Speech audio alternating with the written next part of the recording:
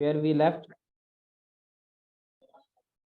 तो प्रोग्रामिंग की तो हमने यहाँ बात कर ली थी कि प्रोग्रामिंग के जितने कॉन्सेप्ट्स हैं, 5 basic concepts, variable concept, constant हमने देखा, सीक्वेंस, सिलेक्शन, आइटरेशन, ये सब चीजें हमने देखी। Now we come to the point के पाइथन के अंदर आगे जाते हैं कि कुछ प्रोग्रामिंग्स ऐसी होती हैं जिसमें हमें वेरिएबल को डिक्लेयर करना होता है, ठीक है ना। तो वो कहते हैं कि भाई कुछ जगहों पे डिक्लेयर होती है। अच्छी चीज ये कि जब हम पाइथन की तरफ जा रहे हैं तो you can see Python does not required any separate declaration. तो पाइथन में हमें किसी सेपरेट डिक्लेरेशन की जरूरत नहीं होती और ना ही कांस्टेंट और वेरिएबल को अलग अलग डिफाइन करने की जरूरत होती है।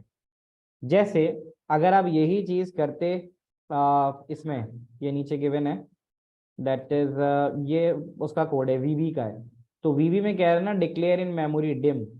यहाँ वीबी अगर आप पढ़ते तो वीबी में आपको हर चीज बतानी होती कि फर्स्ट वेरिएबल इंटीजर है, सेकंड वेरिएबल इंटीजर है, कांस्टेंट है, इस तरह। तो हम इसको पढ़ नहीं रहे तो हम इस तरफ जाते नहीं है। तो आपको एक बात तो याद रखनी होगी कि पाइथन में हमें रिक्वायर्ड नहीं होता कि हम सेपरेट डिक्लेरेशंस करें। तो पाइथन में ये चीज अच्छी होती है कि हमें सेपरेट डिक्लेरेशंस करने की जरूरत होती नहीं है। तो ये पाइथन का फायदा होता है। उसके अलावा आगे बढ़ते हैं। अच्छा, अब हम यहाँ आ गए। अब ये चीजें आप लोगों को पता है, थोड़ी सी एक बार दोबारा देख लेते हैं कि जो कुछ डाटा आप कंप्यूटर में देते हो, ठीक है ना। जैसे आप अभी यहाँ पर देख रहे थे कि हम एक प्रोग्राम कर रहे थे जिसमें हमने नंबर दिया था टेबल के लिए कि भाई यहाँ पर अगर हम इनपुट करें। चलो इसको भी मैं चला के दिखाता हूँ। जैसे ए इक्वल टू इंटीजर इनपुट, बल्कि चलेगा नहीं यहाँ पे क्योंकि इसमें मसला आ रहा था। तो मैं प्रोग्राम पे वापस आ जाता हूँ। तो प्रोग्राम में अगर आप देख सकते हो कि मैंने इंटीजर लिखा था, INT इंटीजर लिखा था। अब मैं प्रोग्राम तो मेरा चल गया, ठीक है। अब मैं एक प्रोग्राम आपको बना के दिखाता हूँ फ्लोट के जरिए। अब फ्लोट क्या है? इंटीजर तो मैंने बता दिया कि इंटीजर एक ऐसी वैल्यू है जो बिना किसी डेसिमल के होगी। तो अगर मैं यहाँ लिखता हूँ FLOAT फ्लोट, देखो फ्लोट लिखा हुआ आ गया, ठीक है। अच्छा, एक चीज और भी आपने समझनी है, जो ग्रीन वाला अगर मैं पूरा हटा दूंगा इन्वर्टेड कॉमा वाला, फिर क्या होगा, प्रोग्राम पे क्या इफेक्ट आएगा, कोई बताएगा? मैं पहले वाली वेरिएबल को ए कह देता हूँ, ए फ्लोट। दूसरे वाले को मैं बी कह देता हूँ, ये दूसरा वेरिएबल है यानी दूसरी वैल्यू आ गई बी फ्लोट। फिर मैं कह देता हूँ सम इक्वल्स ए प्लस बी कर देता हूँ। और ए प्लस बी के बाद जो नेक्स्ट है वो मैं लिख देता हूँ प्रिंट। और प्रिंट में लिख देता हूँ सिंपल सम, ठीक है। तो मेरा जो पहला सवाल था वो तो ये था कि स्क्रीन शो नहीं हो रही। अच्छा ठीक है।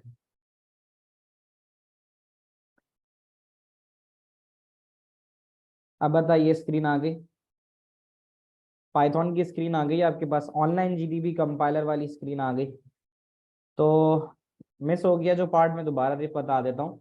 मैंने पिछले प्रोग्राम में नम था उसकी जगह ए डाला और फ्लोट लिख दिया। इंटीजर लिख रहा था ना मैं, इंटीजर हटा दिया और मैंने फ्लोट लिखना शुरू किया। फ्लोट इसलिए लिख रहा हूँ कि आपको एक कॉन्सेप्ट देना है कि डाटा टाइप का, देखो लिखा हुआ है इंटीजर।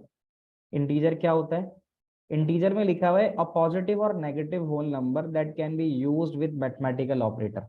यानी इंटीजर वो नंबर होगा जो पॉजिटिव और नेगेटिव वैल्यू का होगा। बस सिर्फ इतना याद होना चाहिए कि इंटीजर क्या है। इंटीजर वो है जो पॉजिटिव और नेगेटिव के लिए इस्तेमाल हो रहा है। एक बात तो ये आ गई। दूसरी चीज उसके नीचे जो अगली बात लिखी है उसको देख लेते हैं, वो क्या है।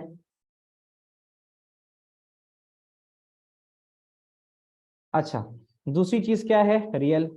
रियल कह लो या फ्लोट कह लो, रियल वो नंबर होता है जो डेसिमल कंटेन करता है। देखो लिखा हुआ है। डेटा टाइप अगर आपसे पूछे कि भाई कितनी तरह की डेटा टाइप होती है तो आप 4-5 तरह की बता सकते हो। रियल कौन सी वैल्यू है? अ पॉजिटिव और negative number with fractional part. एक ऐसी वैल्यू जिसमें डेसिमल आ जाए, फ्रैक्शन आ जाए, डेसिमल पार्ट आ जाए, ठीक है। और कैरेक्टर है। कैरेक्टर का मतलब एक सिंगल कैरेक्टर, यानी सिर्फ single, a variable constant that is single character. जैसे मेल के लिए M और फीमेल के लिए F।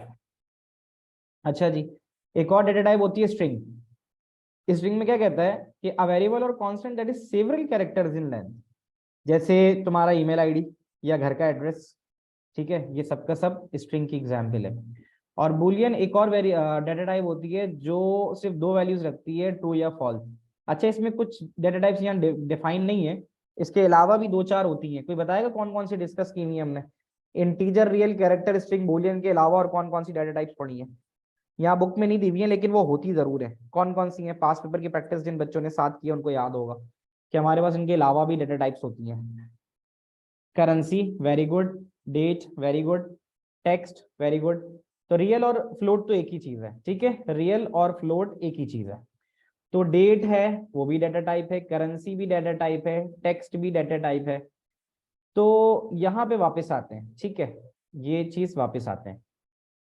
मैंने लिखा ए फ्लोट इनपुट, यानी ए का इनपुट ले रहा हूँ, बी फ्लोट इनपुट। ये जरूर बताना होता है कि डाटा टाइप कैसी है।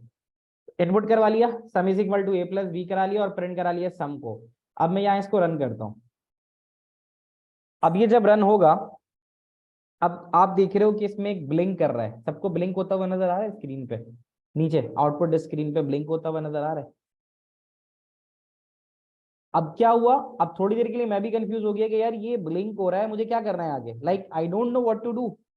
अब प्रोग्रामर जो है ना, प्रोग्रामर को तो पता है कि इनपुट मांग रहा है ये, लेकिन लेमैन जो होगा, जिसको नहीं पता होगा, उसे क्या पता है कि क्या करना है। तो अब यहाँ पे इंपॉर्टेंस ऑफ इन्वर्टेड कॉमा समझ में आया, जो इनपुट के बाद लगाते हैं। जो इनपुट के बाद ब्रैकेट में इन्वर्टेड कॉमा लगाते हैं वो मैसेज बॉक्स होता है। वो मैसेज बॉक्स इस चीज के लिए होता है कि वो आपको बता सके कि आपने कुछ इनपुट करना है। तो वो प्रॉम्प्ट के तौर पे इस्तेमाल होता है। तो अब ब्लैंक तो हो रहा है, इसका मतलब है कि मुझे एक नंबर देना है। मैंने एक नंबर दिया 67.8, अगला नंबर दिया 56.9। अब आप देखो मुझे रिजल्ट मिल रहा है 124.699 समथिंग। तो इसका मतलब है कि पहले अगर मैं करता, ठीक है,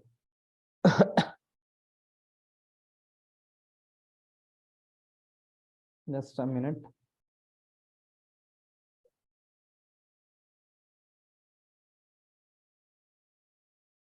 तो ये तो प्रोग्राम हमारा हुआ यहाँ पे। अब ये जो दे रहा है हमें फ्लोट वाला, अच्छा जी, चलो इसको देख लेते हैं। तो इसको हम दोबारा अगर चला के देखें फ्लोट, लेकिन अब हम जो चला के देखेंगे, अब हम इसको थोड़ा सा चेंज करते हैं, वही जो बात हमने हटाई थी ना। तो हम यहाँ लिख देते हैं इंटर फर्स्ट नंबर, और फिर यहीं पे सेकंड वाले में भी लिख देते हैं इंटर सेकंड नंबर। ठीक है।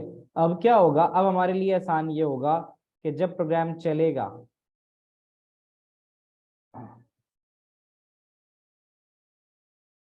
अच्छा जी, अब क्या मसला आ रहा है इसमें? एग्जीक्यूशन का आ रहा है, रिफ्रेश करके देख लेते हैं।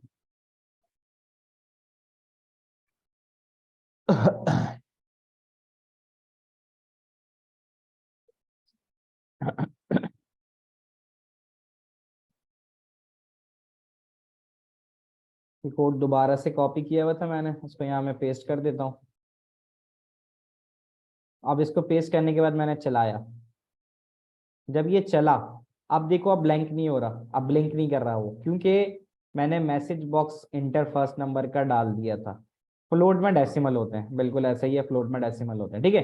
तो इंटर फर्स्ट नंबर में अब मैं आराम से, मुझे पता है कि भाई क्या डालना है, मुझे पता है एक डेसिमल नंबर डाल देना है। अब जब मैंने ये दोनों नंबर डाले तो मेरे पास इसका आंसर आ गया। तो डिफरेंस समझ में आया? अच्छा, इसमें एक चीज और हो सकती है, जैसे अभी मैं आपको डेसिमल डाल के दे रहा हूँ ना, हो सकता है मैं डेसिमल ना डालूं, लेकिन नहीं भी डालूंगा तो जब वो आउटपुट करेगा तो मुझे नंबर वो फ्लोट की फॉर्म में ही देगा, यानी डॉट जीरो करके। पॉइंट समझ रहे हो? तो यहाँ पे एक बात आपको समझ में आ गई कि भाई इंटीजर और फ्लोट डाटा टाइप्स होती हैं, जिसमें हमें बताना होता है कि अगर नंबर में डेसिमल पॉइंट है तो फ्लोट है, और अगर डेसिमल नहीं है तो वो इंटीजर है। अब मैं इसको दोबारा अगर इंटीजर पे ले जाऊँ ना, मैं दोबारा इंटीजर पे ले जाता हूँ। अब फर्क देखना, मैंने दोबारा इंटीजर पे ले गया इसको, दोबारा इंटीजर पे ले गया, ठीक है। अब दोबारा इंटीजर पे ले जाने के बाद जब मैं इसको चलाऊंगा, और अब मैं यहाँ पे वैल्यू देता हूँ कोई डेसिमल में, वो एक्सेप्ट ही नहीं करेगा, ठीक है ना। क्या कह रहा है वो कि इनवैलिड लिटरल फॉर इंटीजर, यानी बात कर रहे हैं आप कि भाई डाटा आप दे रहे हैं इंटीजर में और जो वैल्यू दे रहे हैं वो आप डेसिमल में दे रहे हैं, इसलिए उसको एक्सेप्ट ही नहीं करेगा।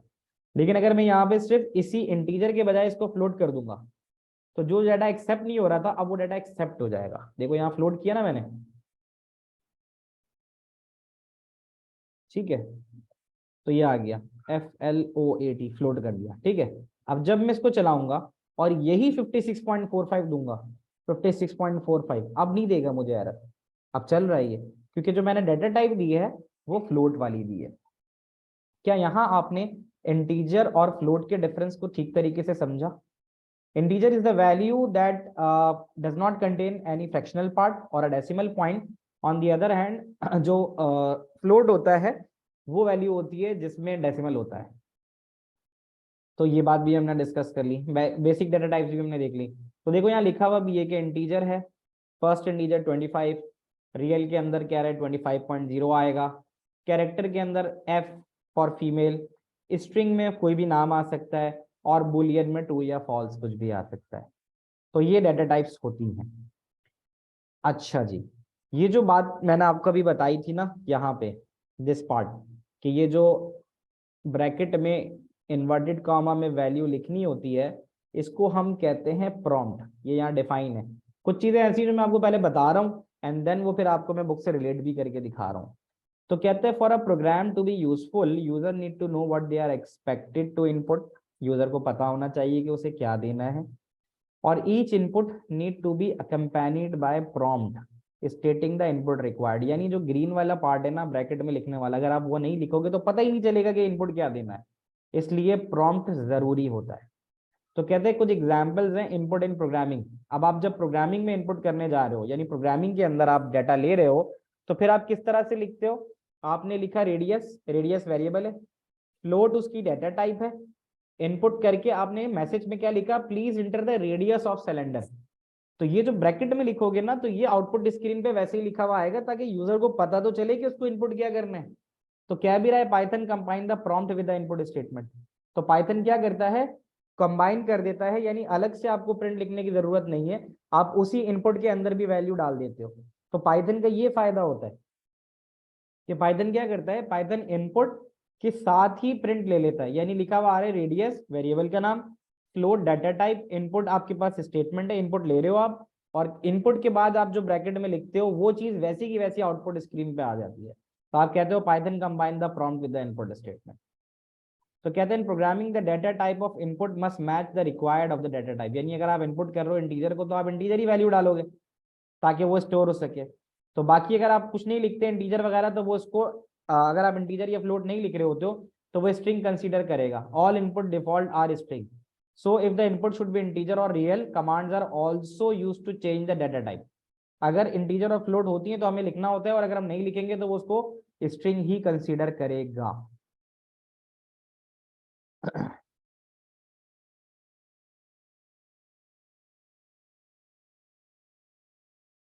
मैसेज वाली बात मैंने आपको समझा दी, ठीक है।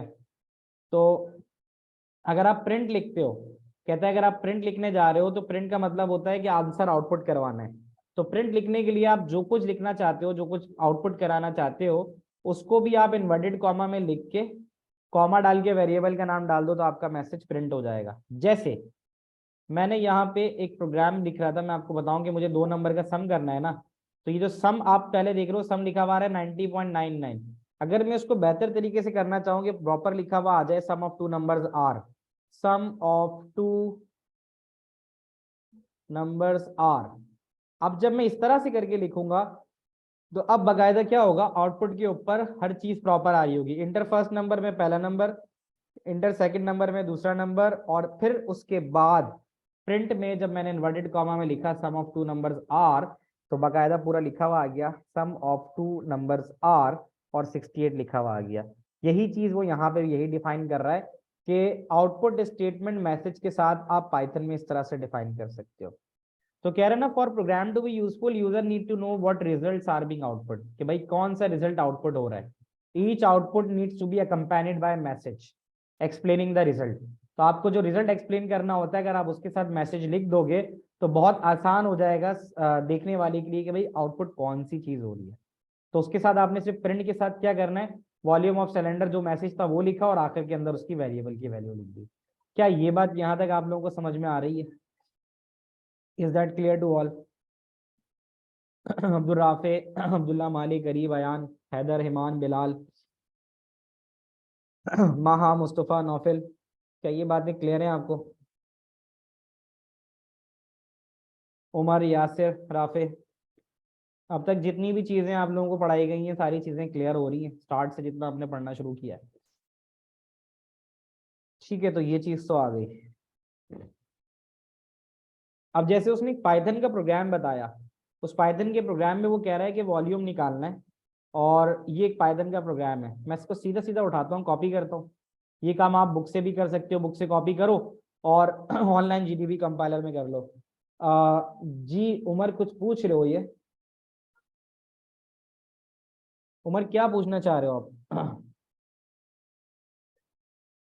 इज इज पॉसिबल कि a equal to float and b equal to integer? हाँ, तो फिर उसमें ऐसा होगा ना कि ए के अंदर जो वैल्यू होगी वो डेसिमल के साथ होगी और बी में इंटीजर होगी। पॉसिबल तो है, पॉसिबल तो है। हिमान, यू में आस्क, आप क्या कह रहे हो?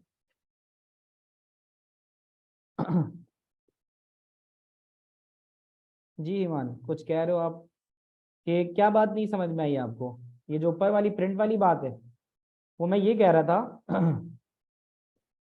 ये जो प्रिंट वाली बात है ना, प्रिंट वाली बात ये कि अगर आप ये वाला पार्ट हटा, देखो आप नीचे देखो, नीचे लिखा हुआ है सम ऑफ टू नंबर्स आर, लिखा हुआ है।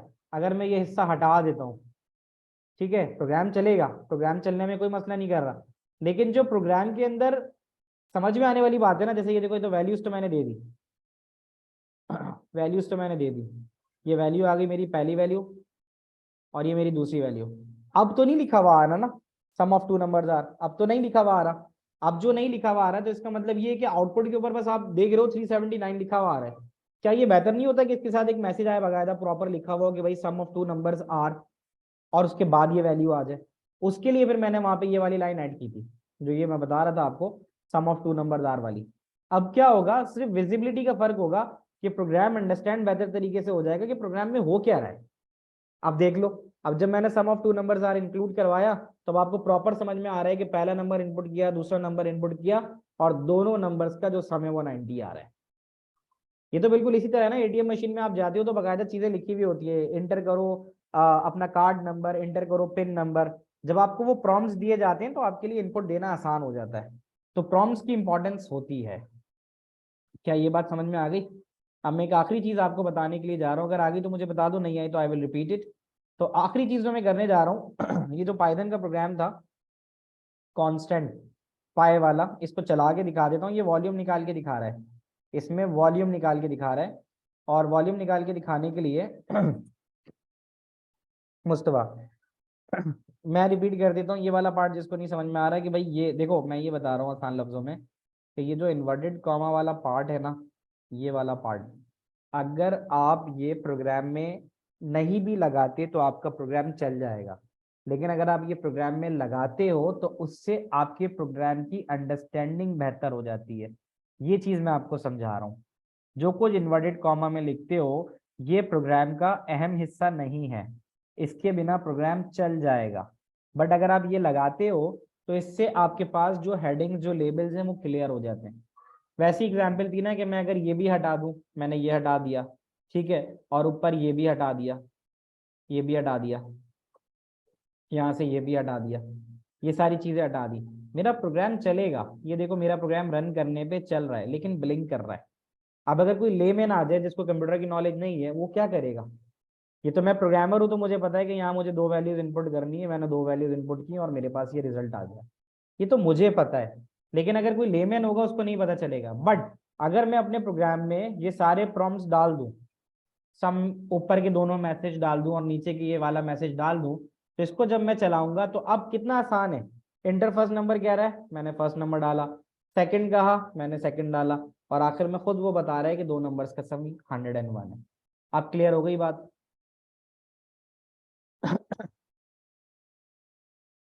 अब ये जो प्रोग्राम था जो मैंने वहां से कॉपी किया था, इसको मैं बस आपको एग्जीक्यूट करवा के दे रहा हूँ कि कांस्टेंट पाई के अंदर वैल्यू 3.142 डाल दी, रेडियस को फ्लोट लेके इनपुट करा दिया, लेंथ को भी इनपुट करा दिया, रेडियस को रेडियस से मल्टीप्लाई करा के लेंथ को कांस्टेंट पाई से मल्टीप्लाई कराया। अब आप इसको चलाओ, आपसे कहेगा प्लीज इंटर द रेडियस, आपने रेडियस बताया 3, please enter the length of the cylinder, आपने कोई और वैल्यू दे दी 2, ठीक है। अब आपको बता रहा है वॉल्यूम ऑफ सिलेंडर इज 56.556। ये जो प्रोग्राम है ये सीक्वेंस की अच्छी एग्जाम्पल है। यहाँ पे देखो कांस्टेंट भी इस्तेमाल हो रहा है, वो वैल्यू जो चेंज नहीं हो रही। यहाँ वेरिएबल भी इस्तेमाल हो रहा है, रेडियस की वैल्यू और लेंथ की वैल्यू हर दफा 3 और 2 नहीं दूंगा मैं, ये तो कुछ भी दे सकता हूँ। और फिर उसके बाद प्रोसेस हो रहा है और आखिर में प्रिंट हो रहा है। क्या यहाँ तक आपको ये बात समझ में आती है कि जितना कुछ हमने पढ़ा आज कि भाई किसी भी प्रोग्राम को करने के लिए इनपुट प्रोसेस आउटपुट देखना होता है, हमें इंटीजर का बारे में पता चल गया, हमें फ्लोट के बारे में पता चल गया, ठीक है। तो we will keep it till here, और बाकी फिर इसी चीज को we will resume on the next class on next Tuesday. तो जो नेक्स्ट ट्यूसडे की क्लास होगी फिर हम इसे यहीं से कंटिन्यू करेंगे, and we will stop it till here और hopefully you are able to